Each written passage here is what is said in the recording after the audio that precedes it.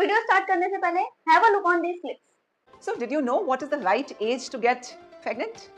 Actually, it is in early 20s. What is the right age for women to become pregnant? If you ask me this question, I would say the right age is in her 20s. But yes, we can say कि late 20s or early 30s, this is the ideal age group to get pregnant. Or because of the change in lifestyle of the women, there is always a tendency for late marriages and of course late pregnancies. But definitely any age above 35 is not recommended. ये सभी videos जो आपने अभी देखे हैं ये highly qualified doctors के हैं और इन सभी में आपने एक कॉमन चीज सुनी होगी that the right age to have kids is before 30s. Now what is the reason behind it? See, female की एक रिप्रोडक्टिव एज होती है जो स्टार्ट होती है प्यूबर्टी में और कह सकते हो फर्स्ट पीरियड से. ये 13-14 की एज में स्टार्ट हो जाते हैं और इस पर्टिकुलर टाइम से लेकर 45 की एज तक ये पीरियड चलता है. तो 45 या 50 के बीच में उसके लास्ट पीरियड होते हैं जिसे हम मेनोपॉज बोलते हैं. तो first period is also known as menarche and the last period is known as menopause. तो मिनार्क से लेके मेनोपॉज का जो पीरियड है सिर्फ यही वो टाइम है जब एक फीमेल कंसीव कर सकती है, जब उसकी बॉडी में या ओवरी में एग्स प्रोड्यूस हो रहे हैं और एग प्रोडक्शन बहुत ज्यादा जरूरी है टू अचीव प्रेगनेंसी. नाउ अगर 45 तक एग्स प्रोड्यूस हो रहे हैं तो why everyone is suggesting that you should have kids before 30s? अब इसका दूसरा रीजन क्या है कि जब भी एक फीमेल चाइल्ड पैदा होती है वो अपनी ओवरी में ऑलरेडी बहुत सारे एग्स लेकर पैदा होती है. ये एग्स इमैच्योर हैं बट इसका एक सर्टेन नंबर होता है. अब आफ्टर बर्थ कोई भी नया एग उसकी ओवरी में ऐड नहीं हो रहा. इंस्टेड बर्थ से लेके प्यूबर्टी तक एक बहुत बड़ा नंबर जो है वो डीजनरेट हो जाता है, मतलब उसकी ओवरी में खत्म हो जाता है.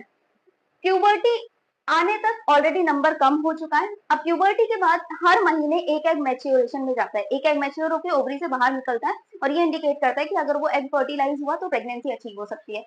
बट इस एक एग के मैच्योरेशन में लगभग 15 to 20 एग्स अपनी कुर्बानी देते हैं. मतलब हर महीने एक एग मैच्योर हो रहा है और बहुत सारे एग्स रीजनरेट हो रहे हैं. या विथ एज जो एग्स का नंबर है वो कम होता रहता है ओवरी में और ये एग्स का नंबर ऑलमोस्ट खत्म हो जाता है 45-50 यानी मेनोपॉज तक आते आते.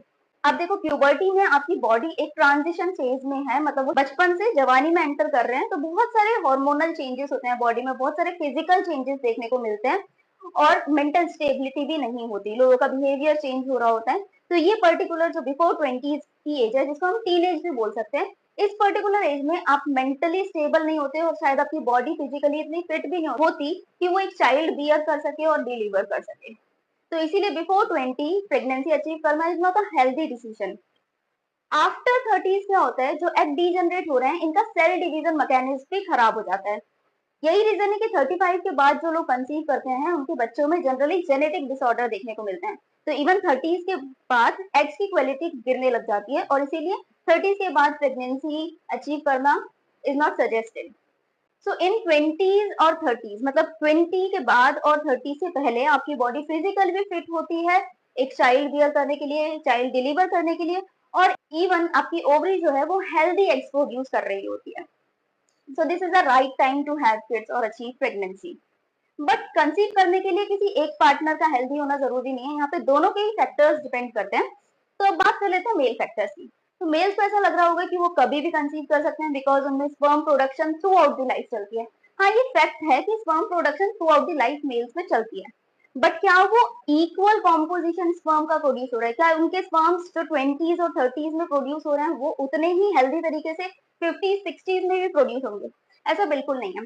जब एक मेल इजैकुलेट करता है तो उसके इजैकुलेशन में 200 से 300 मिलियन स्पर्म प्रेजेंट होते हैं और इतने नंबर में से अप्रोक्सीमेटली 60% स्पर्म का शेप और साइज प्रॉपर होना जरूरी है अगर उसे प्रेगनेंसी अचीव करनी है तो.